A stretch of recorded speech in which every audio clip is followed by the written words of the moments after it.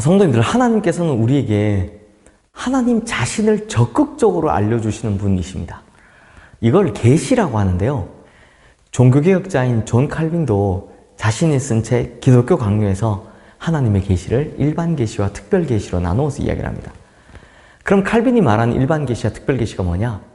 칼빈은요, 특별 계시를 하나님의 말씀을 통한 계시라고 하면서 이걸 가장 정확한 계시라고 합니다. 그리고 일반 계시는 자연이나 역사나 양심에 따른 계시를 일컫는다라고 합니다. 그러니까 하나님께서는 가장 정확하게는 말씀을 통해, 거기에 성령을 통해서 계시하시지만 말씀이 약한 사람에게는 어느 정도 부정확할 수 있고 또 인지력에서 떨어질 수도 있지만 여러 가지 상황이나 환경을 통해 알려주시기도 하신다라는 겁니다. 그러다 보니 문제가 생기죠. 일반 계시를 받는 사람들이 종종 하는 실수가 뭐냐면 하나님의 뜻을 이게 해석을 자의적으로 해버린다든지 혹은 하나님이 아닌 자연현상 같은 것을 우상으로 만들어 버리더라라는 겁니다. 성도님들, 하나님께서는 홀로 영광 받으시기를 원하시는 분이십니다. 그래서 하나님께서는 우상 숭배나 하나님 아닌 다른 사람을 우상화해서 경배하는 걸 철저히 금하셨던 겁니다. 오늘 사사기 1장 1절 말씀도 그런 하나님의 성품이 잘 보여주고 있습니다. 여호수아가 죽은 후에 이스라엘 자손이 여호와께 여쭈어 이르되 우리 가운데 누가 먼저 올라가서 가나안 족속과 싸우리이까? 자, 이거 어디서 많이 본 눈에 익은 말씀 같지 않습니까? 여호수아가 죽은 후에. 이건요, 여호수아 1장 1절 말씀과 똑같은 패턴이 반복되고 있는 겁니다. 여호수아 1장 1절 말씀에 보면 여호와의 종 모세가 죽은 후에 라고 시작하고 있죠. 그러니까 여호수아서는 여호와의 종 모세가 죽은 후에 라고 시작하고 있고 사사기는 여호수아가 죽은 후에 라고 시작하고 있는 겁니다. 하지만 둘의 차이가 뭡니까?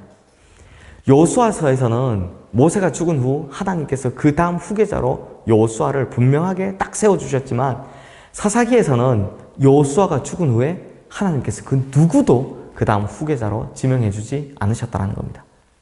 그런데 그 옛날 모세가 죽은 후에는 뭐 그래도 여호수아라도 있었는데 지금은 우리가 누구를 의지해야 되나?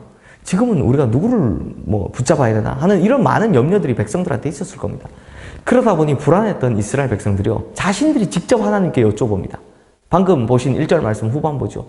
이스라엘 자손이 여호와께 여쭈어 이르되 우리 가운데 누가 먼저 올라가서 가나안 족속과 싸우리이까? 그러므로 성도님들, 사사기 1장 1절 이 첫 절의 말씀에는요, 사사기 특징이 다 드러나고 있습니다. 그게 뭡니까? 지금까지의 이스라엘을 한번 보십시오. 처음에는 아브라함 그리고 이삭 또 야곱 같은 족장 시대였습니다. 이후에는 모세와 여호수아 같은 영웅의 시대였습니다. 그런데 이제는 이러한 위대한 지도자의 시대가 저물었다라는 겁니다. 그럼 어떻게 해야 됩니까?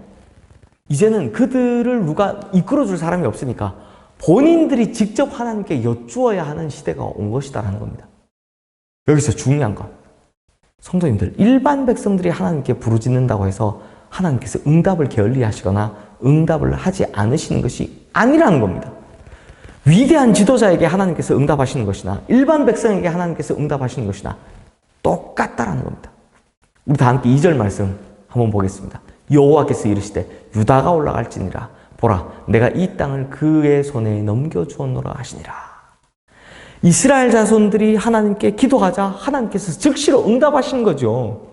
그러므로 성도님들, 하나님께서는 아브라함이 기도할 때나 모세나 여호수아가 부르짖을 때나 이름 없는 무명의 평신도가 기도할 때나 다 똑같이 응답하시는 하나님이시다라는 겁니다.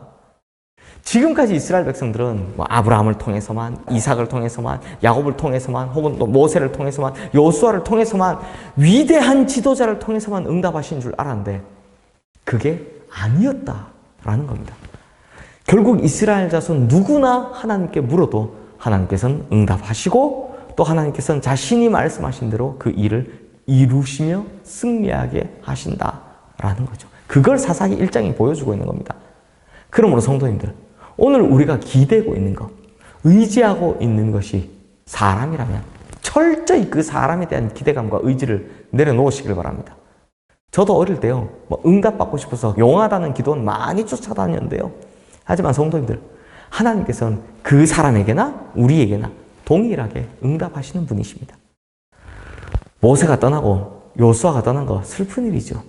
이스라엘로 보면 위기죠. 하지만 다른 식으로 생각해 보면 이스라엘 백성들에게 이제부터는 하나님을 직접 만날 수 있는 기회가 생긴 것입니다. 그런데 성도님들, 이럴 때 꼭 주의하셔야 할 것이 있습니다.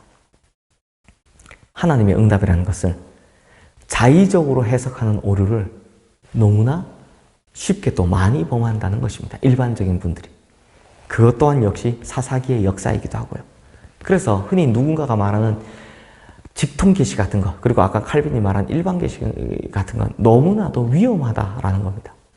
그러므로 성도님들, 하나님께서 우리에게 응답하실 때 정확히 그리고 제대로 알아들을 수 있도록 칼빈이 이야기한 것처럼 하나님의 말씀과 깨어진 영성으로 잘 준비해서 우리 성도님들 하나님의 뜻을 정확히 알아가시는 성도님들 되시기를 주님의 이름으로 축원합니다. 기도하겠습니다. 하나님 아버지, 우리가 신앙생활하면서 하나님을 만나고 하나님께 응답받는데 그걸 누구의 특정인을 통해서 한다거나 아니면 그것 때문에 비교의식을 가지거나 하는 그런 오류를 우리가 범하지 않게 하여 주시옵소서.